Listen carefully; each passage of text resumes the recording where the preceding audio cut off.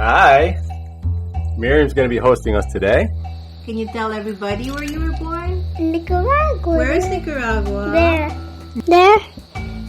There. So, host, we want you to point something else out, okay? Do you know where the Philippines is? Here. There. Let's see, lift your finger up. Oh, yeah, right.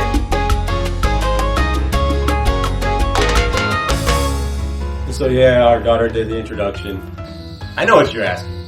In your mind, you're thinking, why Nicaragua? Why was Miriam born in Nicaragua, right?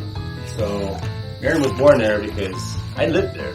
And when we got married, we both moved there and we both lived there. And we spent our lives there as a family until 2018 when a socio-political revolution happened. The end of May 2018, we had to leave Nicaragua. And so we thought it'd be fun to do this comparison video between Nicaragua and the Philippines because there happen to be a lot of comparisons. Alright, so to get into this, we have comparison number 1, which is the vegetation and climate.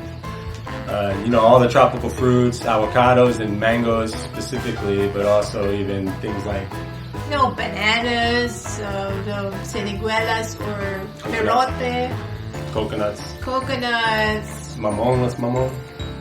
The rambutan. Yeah, rambutan. Sayote, they call it chayote in Nicaragua. Here it's sayote in the Philippines. Just goes on and on. Number 2 would be how the poblacion or the town, the municipality is laid out.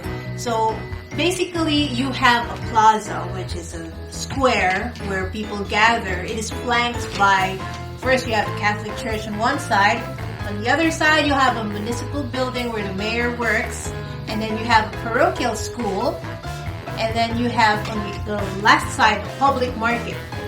Yeah, and you can really see it's the Spanish colonial architectures. Here in the Philippines, there is a town called Vigan, which has the Spanish architectural heritage houses. And the equivalent of that for Nicaragua is Granada here. Exactly identical, except Granada is more colorful because Nicaraguans like to paint their houses in bright colors. Here in the Philippines, we like natural stone textures. In Nicaragua, there's a town called Masaya. So, I don't even think that has a Spanish connection at all. I don't know, that's just one of these comparisons. So, of course, Masaya translates to happy, actually, Masaya here in the Philippines. But it's spelled the same exact way. Yes. Alright, that moves us on to comparison number 3, is the language. Grammatical rules differ, but many common Spanish words. When you're eating, you have vaso, plato, tenedor, cuchara, mesa, silla. It's all there. Yeah, so of course, Nicaragua is all Spanish, but you see in the Filipino language, in Tagalog, there's definitely a mixture, a certain percentage of Spanish that has remained. That brings us to number 4. Spanish cultural influences. So, first off, there's religion, which is largely Catholic, which is evident in the customs that are really of value to the people. One of the colorful parades of Nicaragua is the Parada de Gigantes. La Gigantesca is a huge woman that just kind of dances all over the place, and you see these giants here also. Yeah, they have that also in Agona, Rizal, and I think in Iloilo, here in the Philippines. So they like giants and they like to parade them around. And of course the folk dancing looks very similar, even the way the men and women are dressed, and the music, the moves, the music. Of course, also in the parades, you see these masks that look like the early Spanish, maybe invaders. The Spanish invaders. These big Spanish people that come, and when they do these masks, both in Nicaragua and now I've seen here in the Philippines, with the big, definitely Spanish-looking eyes, and you just get this sense of what these natives of both places must have felt when the Spanish first approached. So that moves us to number 5, transportation. Oh yeah. This is a good one. I love this because in Nicaragua, I loved all the colorful buses. It's just big old school buses, most of them probably from the USA, and they just paint them in all these different colors. And here it's the jeepneys, You see the jeepneys, and I fell in love with the jeepneys right away. And the colorful jeepneys. Yeah, it's a beautiful car. Look at that, everybody. You see that? Colorful. That's a what Nicaraguan. That's her Nicaraguan trait coming out right there. Colorful transportation. Great job. But it doesn't stop there. I mean, they pack people in like sardines, you know. It's like in Nicaragua and here too. They don't really worry about being too close to your neighbor. They pack them to capacity, and some provinces they even top load. Yeah, so when you think you're at capacity, they can fit 10 more people in there easily, you know. And yeah, they get on top, or they hang out the back of the bus, or the jeepney, you know. It's the same in Nicaragua and here. Well, we have number 6 now, which is food. Rice, 3 times a day. In Nicaragua, I would always say rice and beans, rice and beans, rice and beans, you know, breakfast, lunch, dinner. Here, it's rice and fish, rice and fish, rice and fish. If we don't eat rice, it's not considered a real meal. It's not.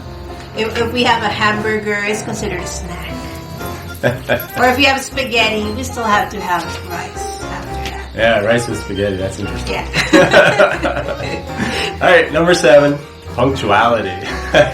Or lack thereof. I coined a term in Nicaragua that says, just in the Nica time. Nica being Nicaragua, which isn't even true because they're not there just in the Nica time. You know, because that would be like, all right, I just got there right at the last minute, right at the last second, you know, right when I needed to be there. But in Nicaragua, you'll wait and wait and wait. If you have someone you're meeting up with at a restaurant or something, you know, you're gonna sit there for, you know, half hour, 40 minutes, 45, 50, maybe even over an hour, you know. And for a North American, this is like, it'll drive you bonkers, you know, like you never get used to it. Here it's Filipino time.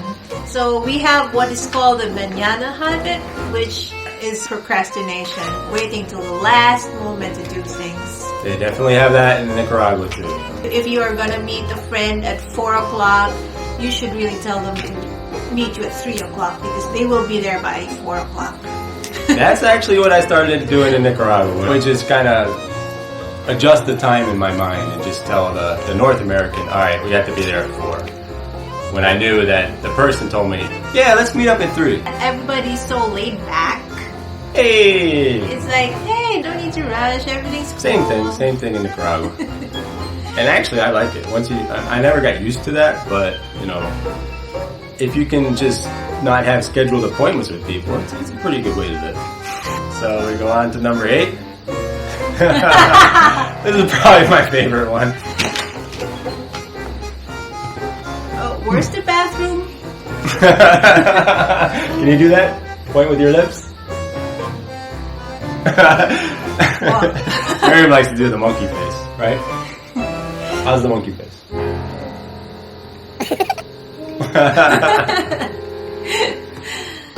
Okay, so for some reason, both Nicaraguans and Filipinos, instead of pointing with our fingers, pointing directions, we use our lips. Where's the bathroom? Where's the exit? Can you tell me the way to the back? Oh, it's convenient. You don't even have to drop what you're doing and point with your fingers. It's not so convenient when you have a mask on, though. Oh no! Nobody saw that. The new norm is going to be quite different. No. So number 9, we have the Sari-sari store, what they call here in the Philippines. And in Nicaragua, they call them Pulperias. That's your friendly neighborhood store. You know, every little neighborhood has at least one in Nicaragua. There could be several. It's convenient because you don't have to go to the supermarket if you ran out of salt or cooking oil or cell phone load. Your everyday necessities are right there within your reach, quite literally. Yeah, a few houses away. Yeah, so it's a nice thing. I wish we had those in the States. You know, I think that would be good, but there's too many regulations at this point. And also, it doubles as a bar room. Yep. Many of them have alcoholic drinks. People come there to just kind of go get the bread, you know. Go get the bread. Come back with your face It's taking a long red. time. Alright, so we have number 10. It's confusion with the other's geographic location. So many Filipinos think that Nicaragua is in Africa. I think they're confusing it with Nigeria. And many Nicaraguans think that the Philippines is in China. And they don't actually know a lot of about the Philippines, but all of them know Manny Pacquiao. Oh yeah. That's for sure. Okay, so these were just immediate, obvious things that we saw when there were comparisons between Nicaragua and the Philippines. I'm sure there's tons more, but of course we don't want to go on forever here and bore you either. But yeah, it's just something we found fascinating, and I'm sure a lot of other people find fascinating if they know the two cultures. The Pinoys and the Pinoleros are really blood brothers without knowing it. Brother from another mother. Mother Spain. Pinolero is something that the Nicaraguans call themselves. There's a Pinol drink that's corn-based drink. It's really like a sustenance drink. Yeah, the Filipinos are also nicknamed Pinoys, so Pinols and Pinoys. I think that wraps it up for this one. So we hope you enjoyed this episode. Remember, don't forget to subscribe! Adios! Adios!